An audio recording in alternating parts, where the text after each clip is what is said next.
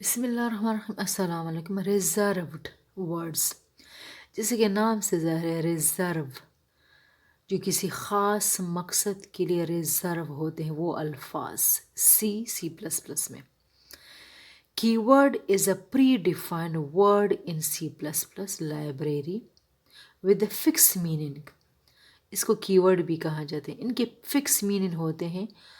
User अपने फ़ायदे के लिए, अपने मकासद के लिए एज अ वेरिएबल इसको यूज़ नहीं कर सकता, एज अ फंक्शन इसको यूज़ नहीं कर सकता। इनके फिक्स मीनिंग होते हैं and compiler knows their meaning and use to perform predefine operation. और इनके प्री डिफाइन ऑपरेशन होते हैं, ख़ास किस्म के काम करते हैं रिजर्व्ड वर्ड्स या keyword. C plus plus language support various keywords.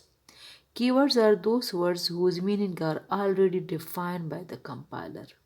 Who define the meaning of reserved words? Keywords. Compiler. These keywords cannot be used as identifier. As a variable, we cannot use them. The compiler will generate error if we use any keyword as an identifier. Identifier means as a variable. Note that keywords are the collection of predefined identifiers.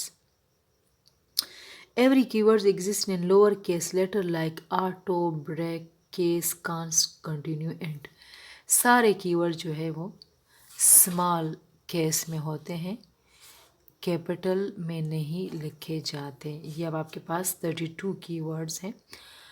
Auto, break, case, character, ठीक है, ये data type है। Constant भी इस्तेमाल करेंगे, continue, default, do, double, else, enum, ये else है, float है, एक्सटर्न है, for loop, go to, if, ये सारे हम इस्तेमाल करेंगे।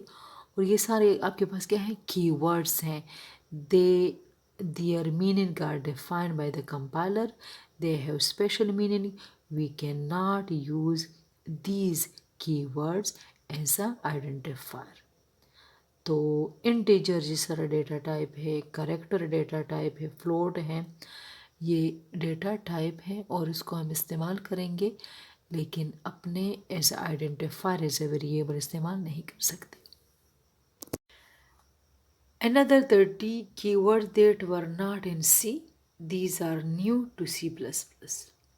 ये सारे ऐसे कीवर्ड्स हैं जो C का हिस्सा नहीं है लेकिन C++ में मौजूद हैं।